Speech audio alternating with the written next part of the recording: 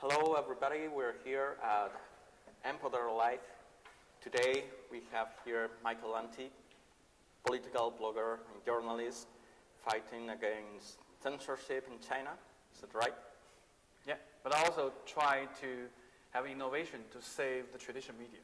Yeah. And how is to work as journalist in a country like China with all the obstacles that you have there?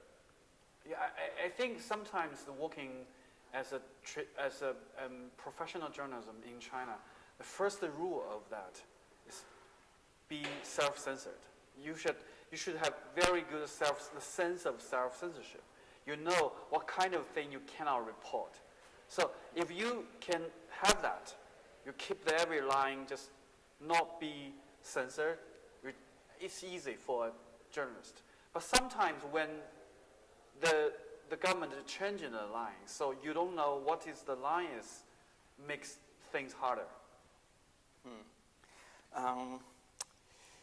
Do you think the Western world really care about censorship in China?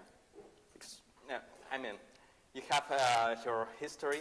Yeah. Facebook deleted your Facebook account. Yeah. Microsoft deleted your blog. Do you think that they collaborate with this censorship? I think because China is a big market of the internet, we have 650 million internet users. Every country, every corporation, company, internet company, if you ignore China market, it's just like big mistake you ever had. But if you want to enter China, you should cooperate with the Chinese government, because the law in China says that if you want the internet service in China, you should put a server of your user data inside China. So several years before, a lot of companies want to fight against that.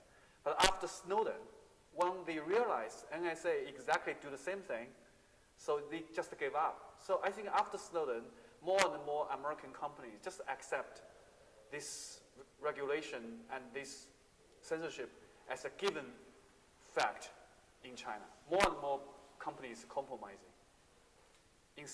for exchanging for the market share in China. Anyway, in China, there are like clones of the big companies that there are in the US, Twitter, Facebook. You have your own clones in China. Why is that? I think for the beginning, the Chinese, they have the two purpose. First, they really want people use internet, because internet is new technology. It's the new trend, it's the future. China cannot just prevent that, because China also want to leading something. But also the second purpose is prevent people in China to have the access of free information. The best thing for doing that is set up the copycats of every major social media and website in China. For example, you have Google, we have Baidu.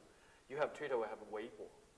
In that way, the Chinese internet user don't need to have access of the Twitter, of the Facebook. They can have their own services in China, satisfy everyone, except people like me. Okay, I have another question. It is, internet is a very big, powerful tool for freedom. Yeah. And it's not easy to control it.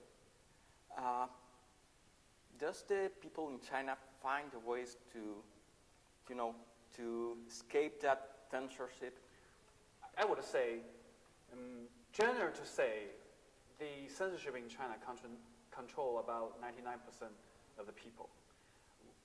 Less than 1% people, they can use the VPN and other technology to run across the Great Firewall. For example, Twitter was blocked inside China, but still Twitter has Chinese users. But it doesn't change the fact that 99% was well controlled by the government. Actually, I don't think that any kind of revolution can happen based on the internet in China, because the control, the capacity of Chinese government control is very good. And also because of the further further advanced technology like big data. You just give Chinese government and big corporations more capacity to control citizens. It not only happened in China, like the NSA, they control and monitor the international users. This is everywhere. Yeah. Let me ask you another question. Do you think that freedom is also in danger in, the Western world, or they will use the data used for money? I think that, of course, the freedom, internet freedom, is already, it's broken as a promise in the Western world.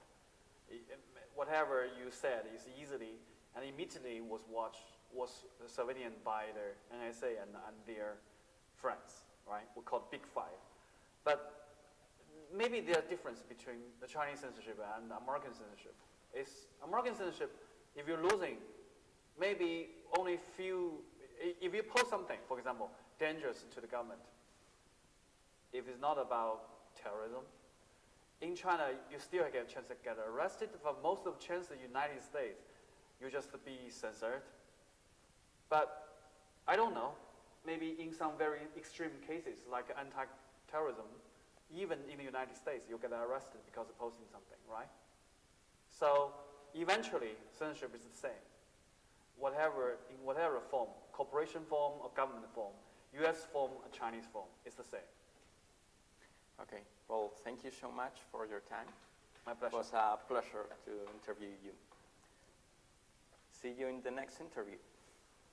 And I've been screaming and I've been crawling after you.